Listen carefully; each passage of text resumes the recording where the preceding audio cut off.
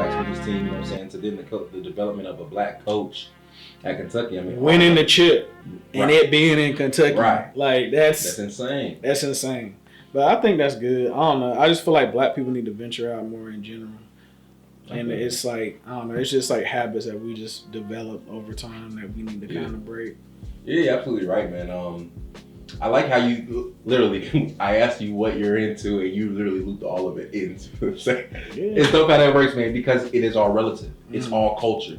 It's all the same human experience, and for us, the black experience, the black human experience, right?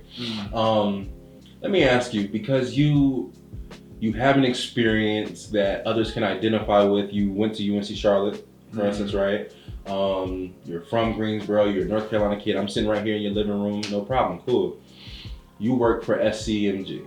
Okay. That's Arnold Taylor, King Carter, the baby. Notable names here in Charlotte. For some people, when we see their social media, you know what I'm saying, they go crazy. It's like, how do you stay grounded? How do you remain the business professional that you are, knowing how the masses react and respond to the people that are your coworkers? Because it's funny, because I watched this movie, I watched this anime movie called Perfect Blue. Okay. It's made in 1997 and it's very relevant to today. But the premise of the movie is that we have like an image of a celebrity or like an avatar online. It could literally be somebody like, I guess like Justin LA Boy or Justin LaBoy is like technically a celebrity. Yeah.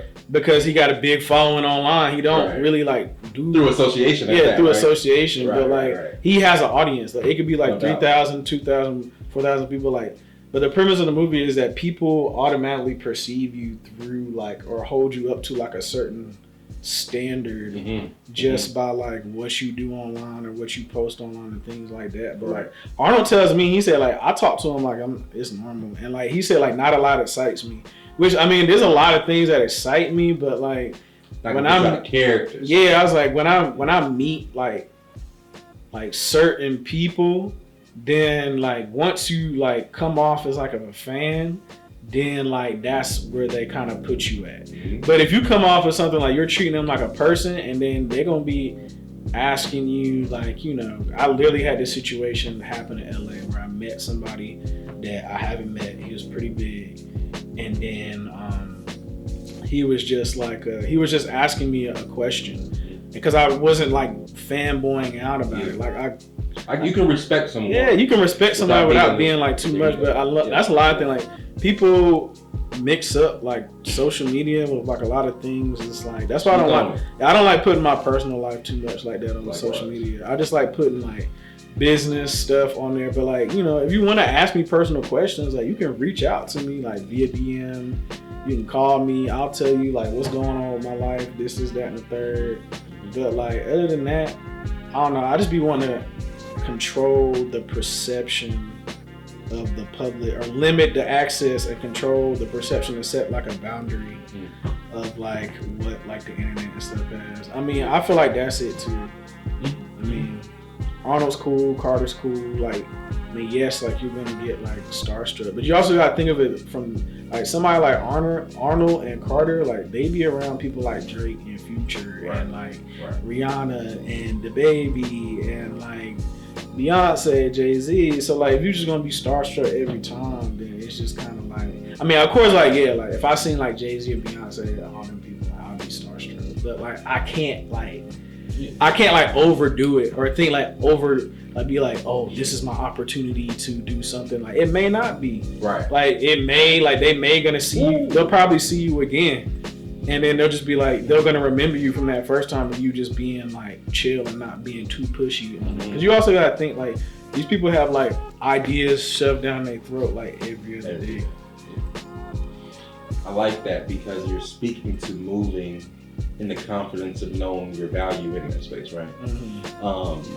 If you treat it as if this is your one and only chance in this space, that's really likely what it will be. When you carry it as if you know you're supposed to be in this space, you contribute value to this space, and not only that, but this doesn't have to be my one hoorah to go and talk to them, approach them, or anything. Mm-hmm. It doesn't matter whether this, like, things that we're talking about here, this is just social connection, right? It doesn't matter what level a person's on, but this is really about how we network with people. Just having conversations on that's who how you are, where you come from. I tell my young guys a lot too. Yeah. They just think that like, oh, this is never gonna happen again. Like, you don't know that. Like, you like, it'll be kids like 16, 17, 18, 19, 20 years old telling me stuff like this. I'm just like, dude, like, I'm 29 now, so I just like, if it's meant to happen, it's gonna come back around to happen. You're gonna be in the same room as these people. So I hit up Arnold like 2019, and I was persistent on it, but then like nothing really materialized from it. But then I hit him back in 2020, and now I work for him. Same thing with Indie5. Like, I used to reach out to them like 2016, 2017, had no response. But then I just kept working and kept doing stuff on my own, and then they hit me back up in 2018. So now I've been working for them. Like, that's what people want to skip the process of putting in like the work too. Yeah.